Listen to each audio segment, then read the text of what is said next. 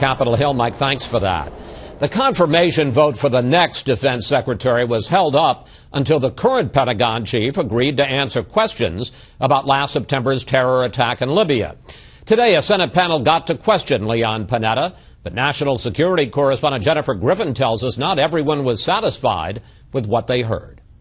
Well, sir, based on time, distance, and alert postures, they wouldn't have gotten there in time. Time, distance, the lack of an adequate warning. It takes hours to be able to respond. Defense Secretary Leon Panetta and Joint Chiefs Chairman General Martin Dempsey explained why the military couldn't do more to save the lives of Ambassador Chris Stevens, Sean Smith, Tyrone Woods, and Glenn Doherty in Benghazi on September 11th. The United States military, as I've said, is not and frankly should not be a 911 service capable of arriving on the scene within minutes to every possible contingency around the world. Republican senators weren't satisfied. Did you know how long the attack was going to last, Secretary Panetta? No idea.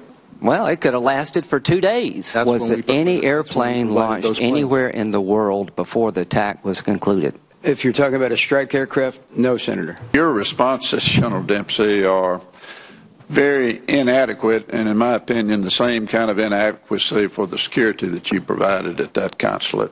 They wanted to know what the president knew and when he knew it. So he didn't ask you what ability we had in the area and what we could do?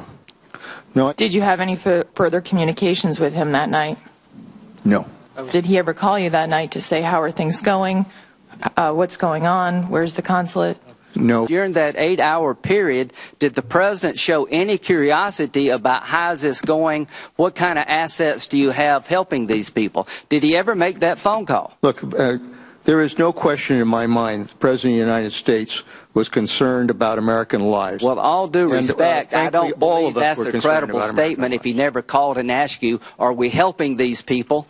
What's happening to them? Dempsey admitted that he had seen the August 16th cable that Ambassador Chris Stevens wrote to the State Department warning the Benghazi consulate could not sustain an attack.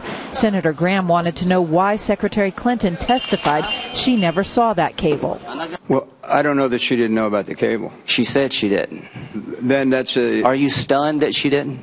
I would call myself surprised that she didn't. Senator McCain asked about the U.S. providing weapons to the Syrian opposition. Did you support the recommendation by Secretary of State, then Secretary of State Clinton, and then head of CIA, General Petraeus, that we provide weapons to the resistance in Syria? Did you support that? We did.